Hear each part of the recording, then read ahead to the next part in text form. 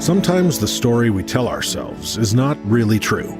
Sometimes the story others tell about us is not really true.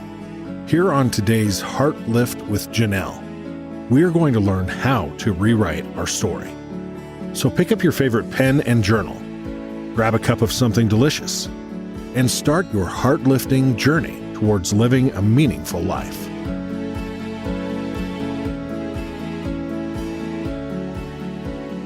Hello and welcome to today's Heartlift with Janelle. I'm already giggling. I'm bringing to you this beautiful, joyful presence today, Christine Trimpe, and she's an author, a speaker, a joy seeker. You know why I love her already, and weight loss warrior.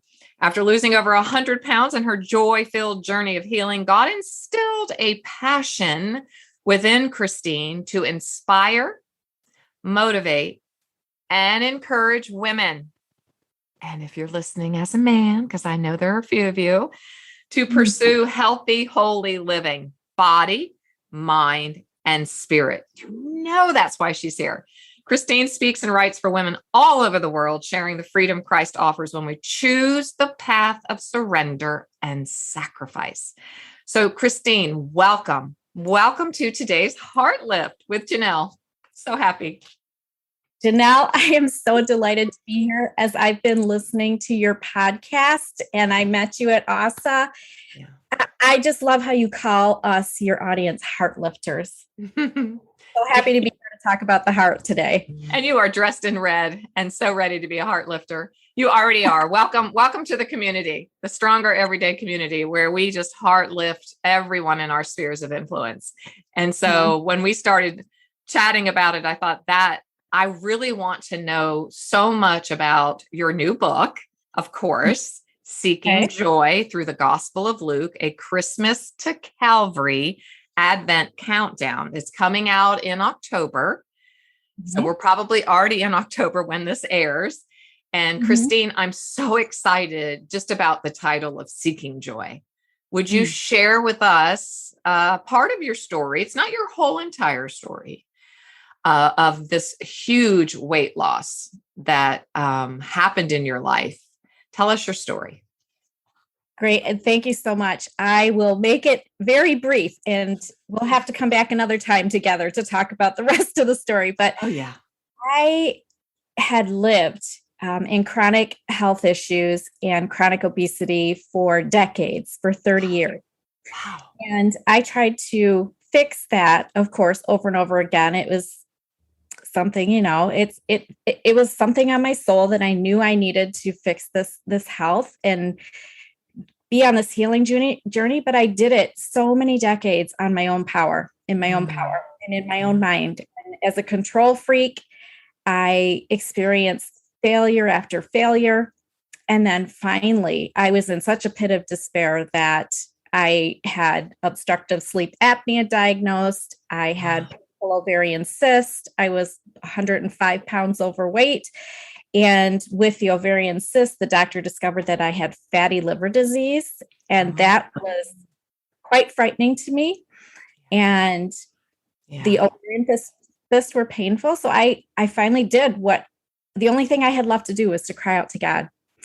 And he met me like in Psalm 40, he met me in my pit and he pulled me up and he set me on a rock and he put me on this journey of understanding my metabolism and his fullness of joy through his word and how he was calling me all of those years. And I was just not listening to him because I lived as a casual Christian for so many years. But when I finally got into his word every day, when he picked me up and gave me I kind of call it a miracle that he gave me this new passion for reading his word every day. And that's truly what transformed my life. Losing 105 pounds was awesome because I feel better.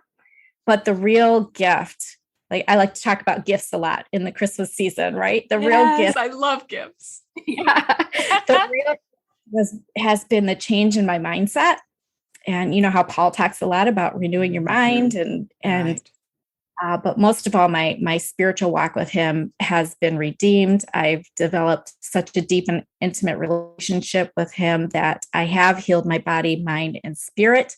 But I'm still on this healing journey. It's still a journey of restoring and renewing and redeeming every day. And so I just love to talk about this. And the best gift that I received through this, of course, is my renewed relationship. But I just have this joy that just washed over me. A new experience that I never had before. And so that's why I'm here today, to talk about and encourage your audience and the listeners that seeking joy was the foundation of my journey in his word. And I would just love to share the joy with everybody today. You have said several things that have just captured me right from the get-go here. First being because a huge part of what we do and what we talk about here in this community is about becoming stronger every day.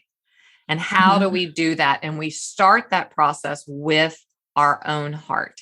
Above all else, we have to guard our own heart, because absolutely everything in our life flows outside of from our heart, that river from our heart. And so you said something I'm not sure that my audience or listeners, hey there, Heartlifters, what does that look like to have a casual relationship with Christ and Christianity? What does that mean? Like, what is a casual Christian? I'm not sure. I want you to help paint that picture for me. That is a great question. That's kind of a term that I kind of coined myself. I think I've never really heard anybody else say it, but I was raised in a Christian family. My grandparents were believers, both sides. My dad came to Christ when I was very young. And so I was raised in the church, and I was raised to do the right thing. And, somebody who I'm the firstborn, oldest daughter. So that, I'm sure you understand what I'm saying here. So I always had to do the right thing. And I think I mentioned already that I was a control freak and, the ways I was trying to fix my health. So I was just taking my kids to church occasionally because it was the right thing to do. Right. I wasn't opening my Bible. What I was doing was I was cramming my Bible study lessons before Tuesday night Bible study with the ladies. And I did not have that deep and intimate understanding until I got in his word, and it completely changed my heart and gave me a heart of joy. Wow. Was that a process of you mentioned it in that it came alongside, it was a parallel journey with your weight loss. So it was like when you got into the end of all of the ways that you could try to fix losing that physical weight. We all know that weight loss is about far more than just losing the physical pounds. It's typically tied to some deeper, more intrinsic issues inside of our heart, soul, mind, and body. So did this awakening, this spiritual awakening, come when you were just really at the end of it? It's like, listen, I gotta cry out to God here. And so it seems like a lot of us get to that point in different circumstances. I know I've been there, to just go, okay, God. Okay. Yes. Call it surrender. Call it. Yes. What's the word? Help. It's like, oh my gosh. Yes. Please rescue me. Rescue me. Thank you. Yes. And now he's a refuge. And words, the restoration, the rescue, the renewing, the redeeming, the restoring. I love all of those RE words. And I got to the point where I felt like I was beyond hope. Like I was, I weighed 30 pounds. I was miserable. I was the most unhappy person to be around, although I wore an excellent mask. Okay, thank you for being honest. High functioning. Yes, high functioning. Very good. Yes. That's what we call it. Yes. If you had met me, for the most part, I was a pleasant person. Faked happiness, I guess you could say. So I did get to the end of myself, and I don't really talk. I haven't really talked about this a lot yet, but I'm in the process of writing my book to help people go through this journey themselves too. But I did have many periods of deep dark depression that was untreated. I never had any suicidal plans, but I did have a lot of suicidal ideation. Like my family would just be better off without me, and I just lived in my own guilt, my own shame, my own misery, my own failure after failure after failure. And I never, until recently, working with my personal therapist, talking about trauma, I was bullied as an overweight teenager and as an overweight kid. So, I did have that trauma, and I used to think like, well, my trauma is not as bad as their trauma, but my body carried that weight until I was able to go through this journey of healing in my body, mind, and spirit. Yes. Yeah, we know that our body keeps the score, and I'm so happy to hear that you are working with someone trauma informed, as we know in this community how critical that is, whether it's little t, middle T, or big T trauma. Our story is our story, Christine. That is your story. And we don't compare our stories, right. And we can certainly have an increase of capacity for empathy for big T trauma stories, but trauma's trauma. Trauma is just any overwhelming feeling inside of your body that's too big for you to carry. It is an emotional weight. And so I'm so grateful to hear that you are journeying well and that you're surrounding yourselves. And so that's a message for all of us, especially as we're moving into the holiday season. We are not post-COVID in any way, shape, or form. And I just had a young client yesterday say, I think it would be better for everyone in my life if I wasn't here. So that's a fresh word for me to hear today. And I've said it myself. Why was I ever born? I was in my 30s. Why was I born? I just bring pain to everyone. Right. And that was how I perceived it. And that's how you perceived it. That's our perception. And that's our truth. So it is my earnest desire to take a pause here, to take a real serious pause as we're seeking joy, because I know, and that without being able to carry sorrow, we can't carry joy. We have to be able to carry both in our life. And we have actually been talking a lot about that, Christine, even before this conversation. So I think it's so amazing how God has brought you here for such a time as this. To share and be authentic, because Heartlifters are authentic. We're vulnerable. We're willing to take off our facades. We are not wearing facades anymore. And you told me you had a corporate job, so I'm sure you could wear the facade well. And you're beautiful. You look beautiful. Everyone would think you're just perfectly fine. And, that's why I call us high functioning, really fine, And I've done my best to be authentic and take off facades and personality. Like personality is how we learn to show up for life. It's how we enter the room, but we want to become our true essence. And so I think there's no better time than the season of Advent. I really love Advent. Yes. So near and dear to my heart. And I have my own study, but this year I'm going to be working through Seeking Joy, and I will invite my heart lifting community to do the same. That, maybe we can bring you back on for some special guests to talk about certain parts of the journey through Luke. I'm going to do it this year. I'm so excited. I could not be more excited. So first and foremost, what is Advent? Just in case someone doesn't understand what Advent is. Well, the church denominations, non-denominational churches that I grew in, we never celebrated Advent as like the 4 Sundays before Christmas. But when I think of Advent, to me, it's like a breathless anticipation and an expectancy of what's to come. And so that's what I love about the Gospel of Luke. My parents did read like Luke chapter 1 and 2 to me, and I read them to my children when I was little. And one of my favorite verses that has always stuck with me is in Luke 2:19, where Mary treasured all these things and pondered them in her heart. Yeah. As a parent, now, like looking back, my kids are grown adults now, but I always tried to make it a special time, Christmas, a special season. I knew what my kids were expecting. They were expecting their presents. And now I just like to share with everybody that it's not about presents with a TS at the end of it. It's about his presence. And because I have this new gift, it took me until I was 50 years old, Janelle, to get this, but I know. I'm with you. I'm 61. I get it. But you got it.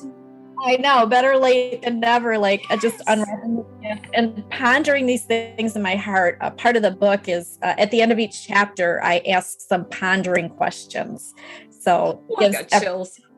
Everybody an opportunity to ponder these things. And what are you treasuring in your heart? Mm-hmm. Oh, that's going to be our overarching theme for this Advent season is pondering and presence, because I have a study called the gifts of present, the 12 gifts of Christmas, and the gift of presence is one of them as well. So I'll bring that out and I'll integrate it with what your work is bringing to the conversation for sure. I just want everyone to know the name is Seeking Joy through the Gospel of Luke. So can we pre-order yet? Yes, I actually, you're going to put links at the bottom of your podcast, right? Okay. Yep. So I have a place where readers will be able to pre-order it. And by then, when you air this, it might be available. It might be in order. That's right. Okay. So just tune in because, who knows, but it will be soon. Yeah. I'll give you all the links. And I will also have some bonus chapters available for people if they want to get that. We can start now as soon as this airs, even if the book isn't available yet. I have a couple of bonus chapters for you. So, okay. I'm going to coordinate all this and it's going to be so fun. And we're going to seek joy like we've never sought joy before. So it's going to be a 25-day Christmas Advent, drawing us to live in the joy of the Lord despite our difficult circumstances. And that's really, so once again, let's just come back here for a minute. I'm going to call you Joy, Christine. I just might call you Joy. Christine, that how then did this traumatic journey of your life that led to this weight bearing that you were doing, how did that bring out joy? How on earth did that happen? Please tell us. Whew. I had to do a lot of hard things. And I finally realized very early in my journey that my attitude and my contentment and my mental shift, my emotional health was changing so rapidly. And I didn't quite understand what was going on because I have never experienced that before. And, I started having an understanding of where James 2 talks about count it all joy when we face trials. And so I had this awareness that God was working in my life and he was giving me a purpose, which I had felt as a failure over and over again. Why would God give me a purpose? I'm just content to sit over here in the church pew, being a casual Christian. Wow. And at some points, I would tell the Lord, don't ever use me to speak about you, because I was not, I lived with a lot of guilt and shame and trauma. And I actually challenged the Lord. And in hindsight, it's kind of a humorous part of my story now, but I did not want him to make me speak about his love or his joy or his peace. And so, when I just started having that understanding of what true joy is and shifting from pretending to be happy in all circumstances to actually being happy, because going through really difficult trials in life, I went through this weight loss journey and I was on top of the mountain. I was on top of the mountain with joy. Like nothing was stopping me. I'm going to help all these people. I'm delighted. I'm so happy to help people. And then we had a very unfortunate situation in my family. My son was in a car accident. Oh no.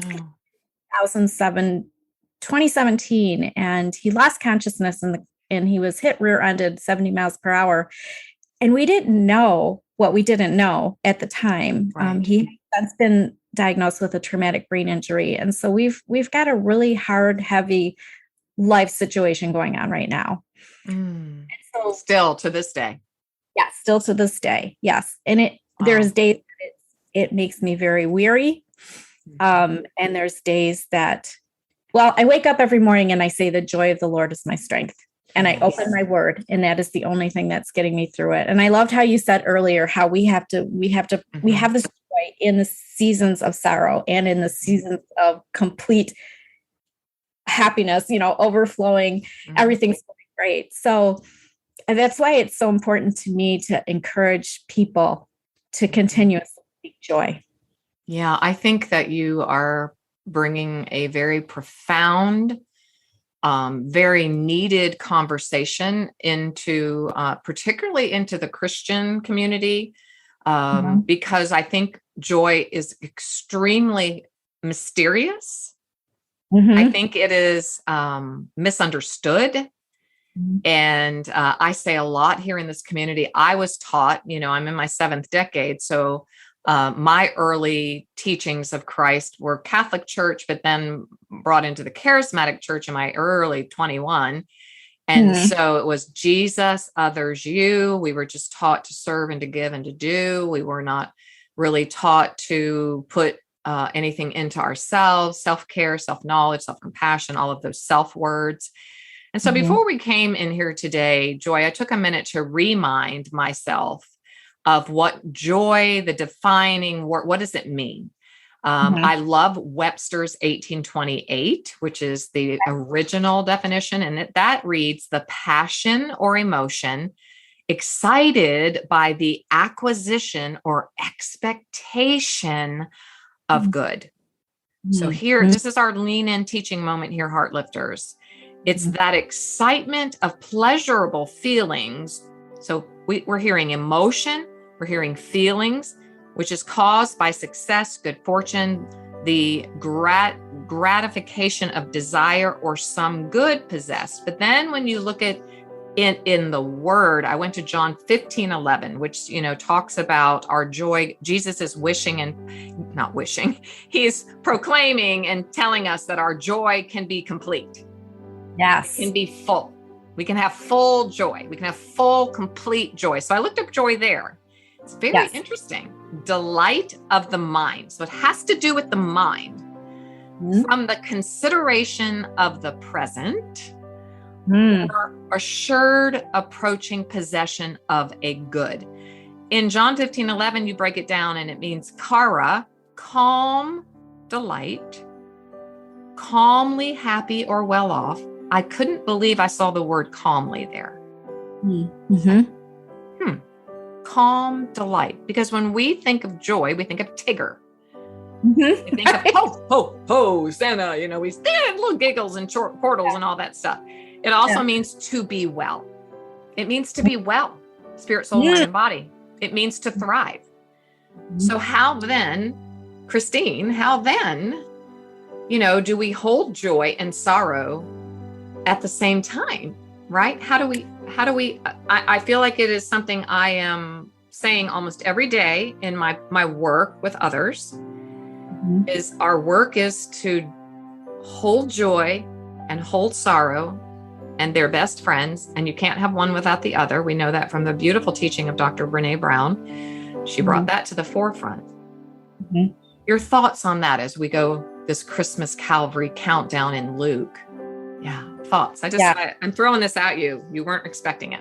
Yes. Well, I love the idea of going from Christmas to Calvary because, of course, Christmas is a season full of the good news of great joy, and it's for all the world. And then what I loved about journeying through the Gospel of Luke, I've done this a couple of years now. Since 2018, I started journeying through the Gospel of Luke each December. And what I love about the journey through Luke is that some days it's so easy to see the joy in the early early chapters about, Jesus, the long-awaited Messiah. They were celebrating, they were rejoicing. And then the times he spends with his disciples, teaching them, they get some great lessons, joy-filled lessons out of that. And then as you move closer to Calvary, you're like, oh, this is getting tough. Yeah. How are we going to find joy in this situation? And That's right. I won't give away too much of the book, but it's in there. Every chapter, you will find the lesson that Jesus leaves us with joy. And I wanted to say one thing that you just said earlier about gratification. I love that you use that word. I know.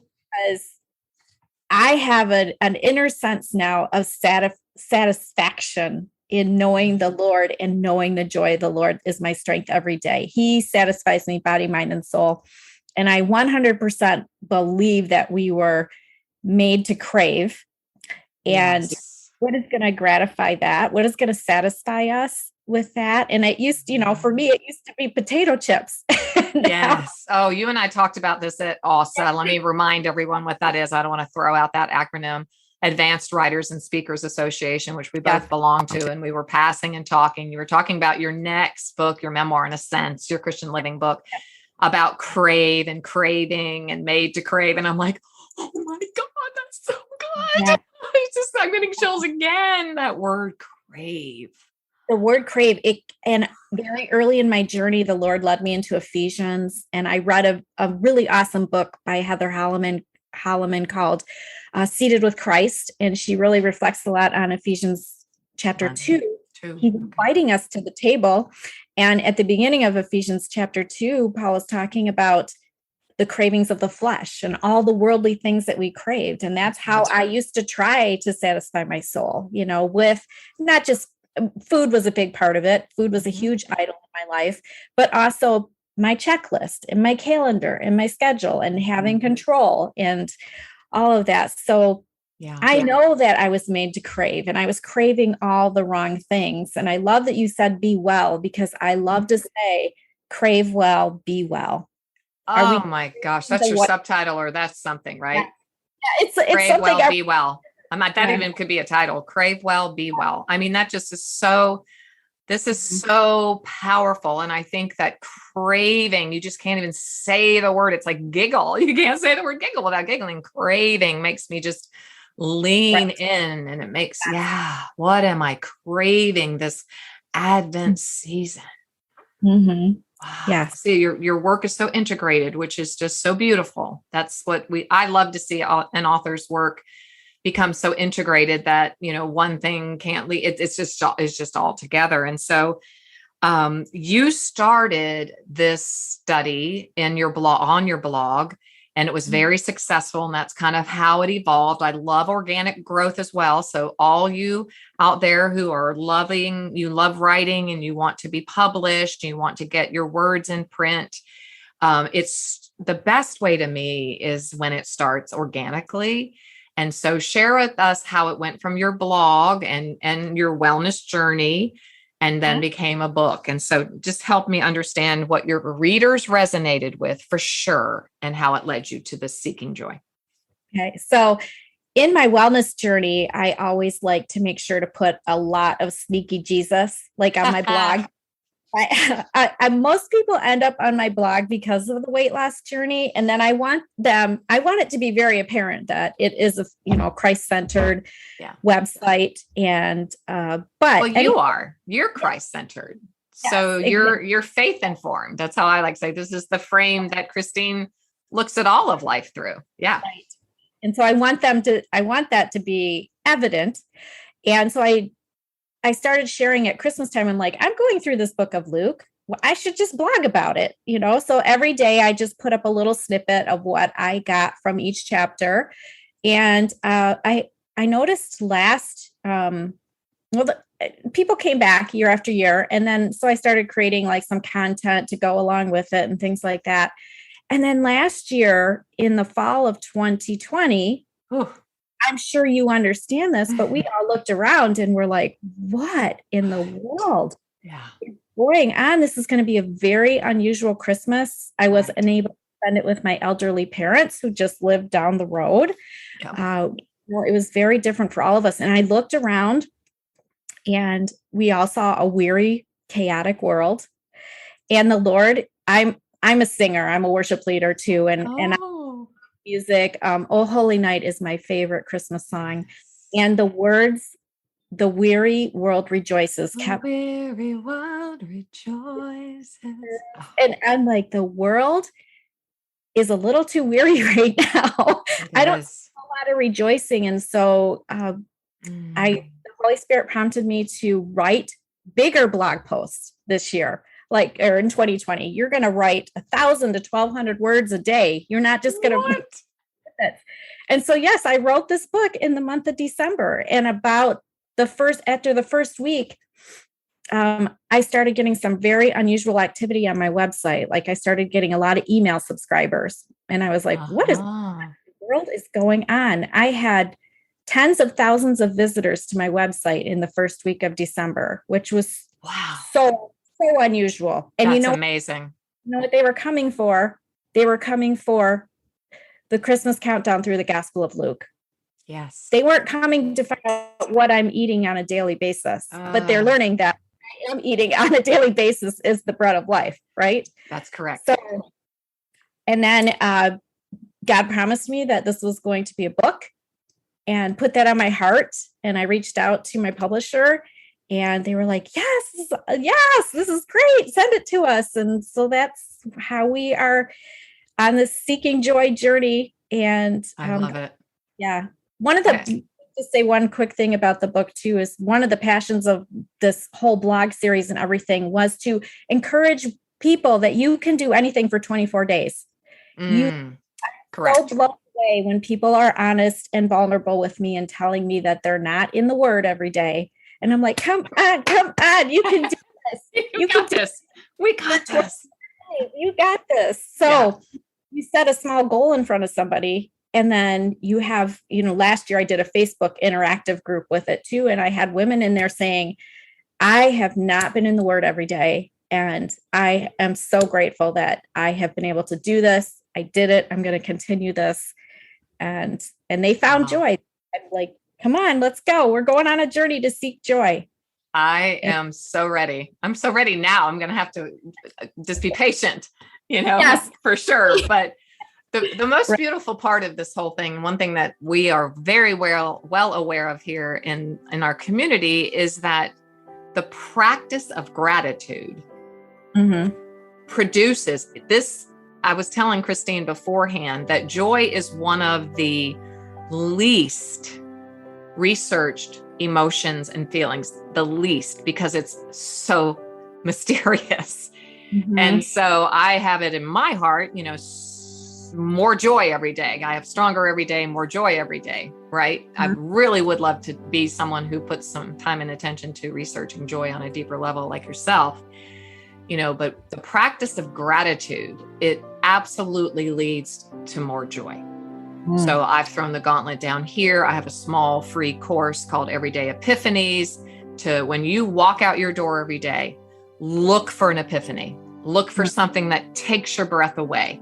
So I see once again where we're integrating, where we can merge this practice this Advent season of adding more gratitude as well. It's probably in the book. I do not have the book before me, but I am sure that we can add that into our journey towards from Calvary to Christmas as well. Because when you are more grateful, when you stop to pause for a moment, especially with a meal, with your journey, your wellness journey with food, your healing journey with food.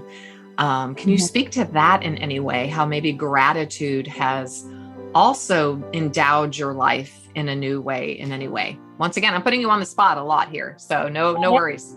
Hey, I'm ready for this question because I absolutely, one of my favorite stories in the Gospel of Luke is the story about the sinful woman sitting at the feet of Jesus, right? Talk to us. No, some people may not know the story, so I want you to tell us.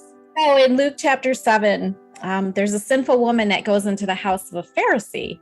And the Pharisee's house he had everything. He had every worldly thing. And here he invited Jesus in to come in and share a meal at his house. And he didn't greet Jesus as you would expect. Even Jesus mentioned in this little story that you didn't greet me with a kiss or, any appreciation. But then here we have this sinful woman. That's how we know her. That's what she's called.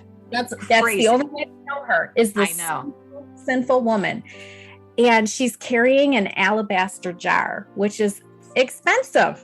So as I pondered this story, where in the world did she get an alabaster jar? That had to be a priceless gift that somebody gave her. I mean, this is my thinking, right? I've never thought that question. Why have I not thought that question? This is why I love the Word of God. It is alive. Every time you read it, you learn something new. So as I ponder all this in my heart, I'm like, she is taking this expensive gift to the feet of Jesus.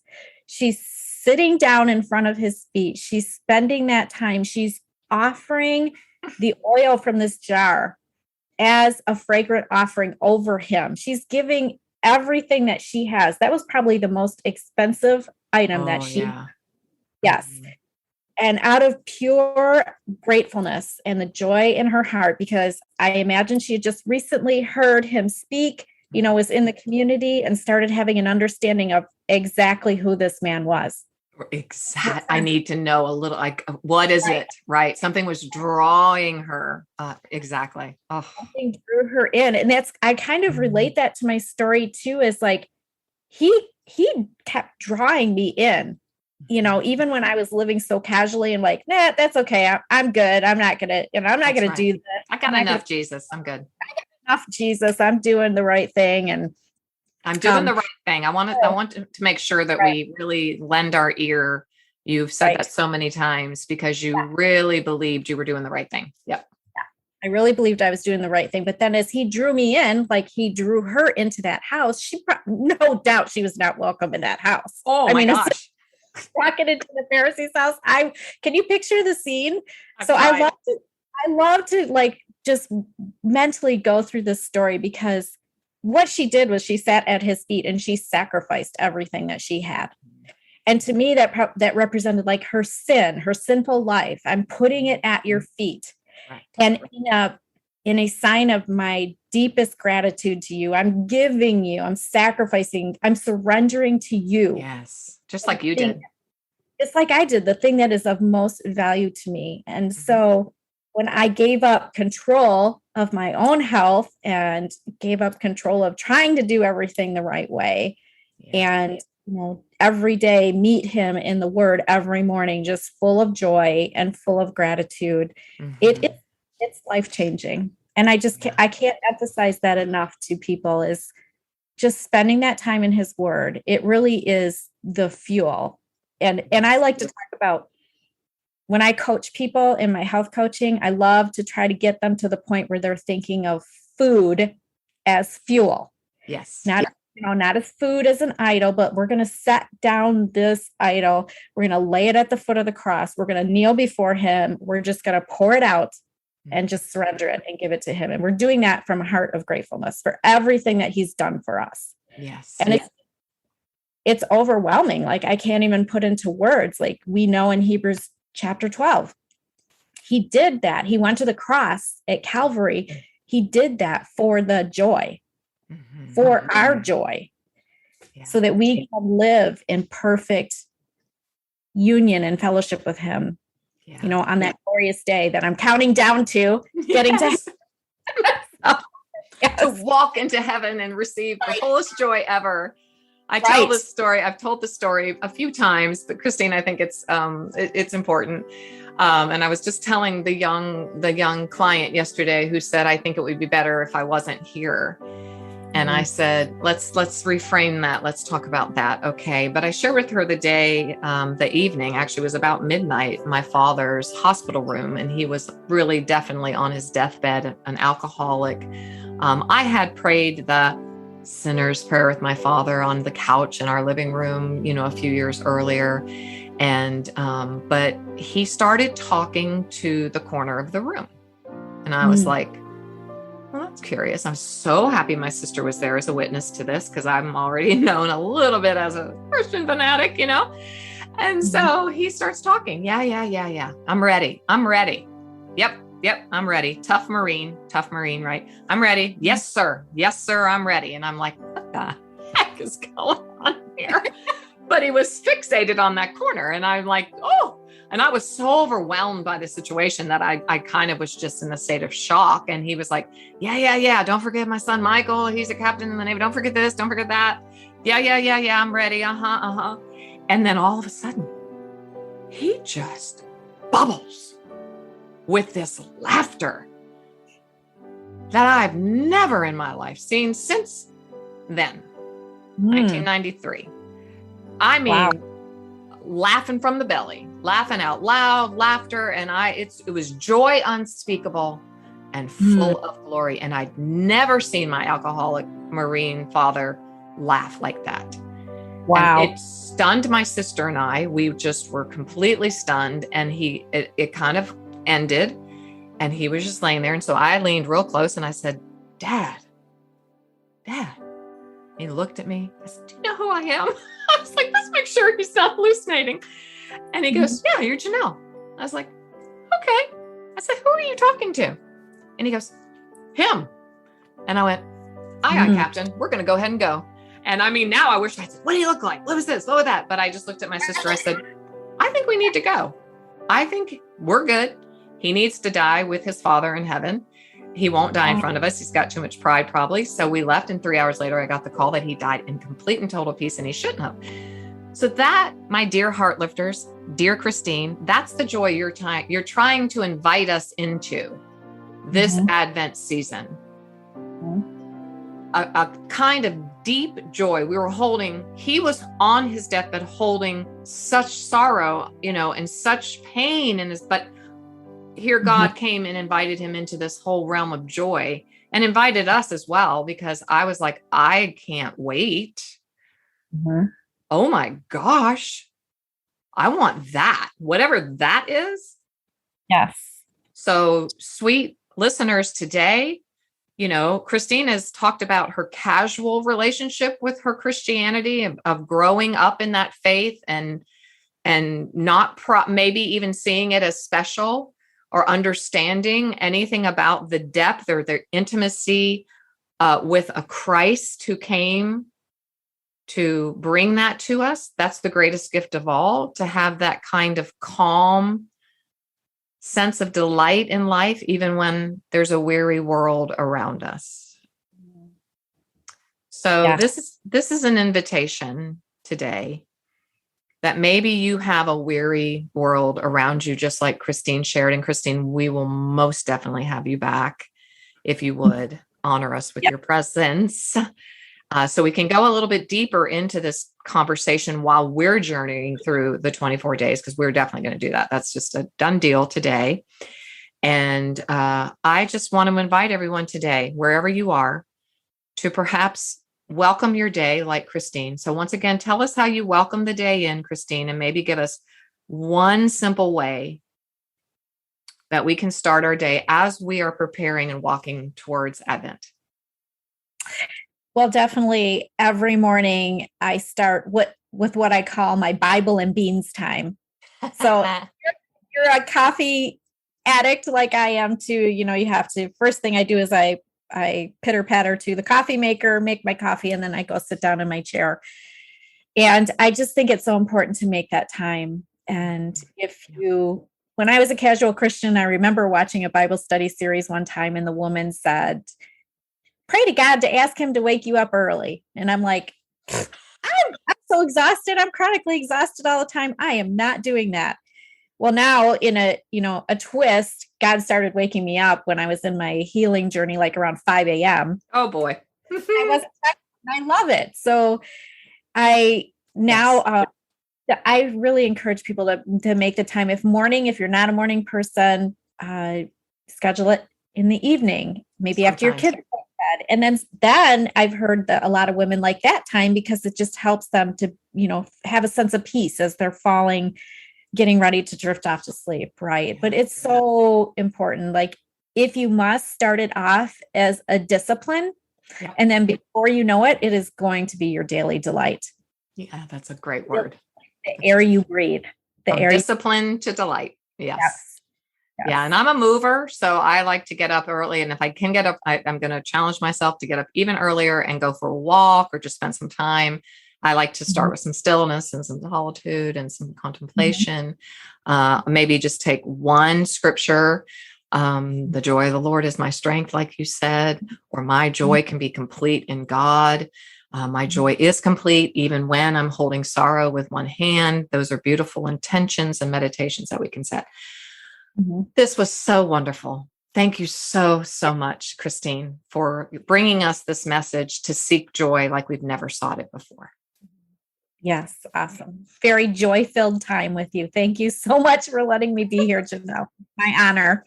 Oh, it was a pleasure. Thank you so much. And we will see you for our journey that's coming up probably quicker than all of us know, because life just goes by so quickly. So we will see you again as we journey from Calvary to Christmas. Yeah. Thank you. Thanks for listening today. It was great having you here.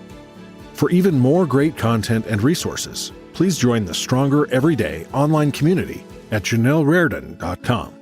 Always remember, you, my friend, have value, worth, and dignity.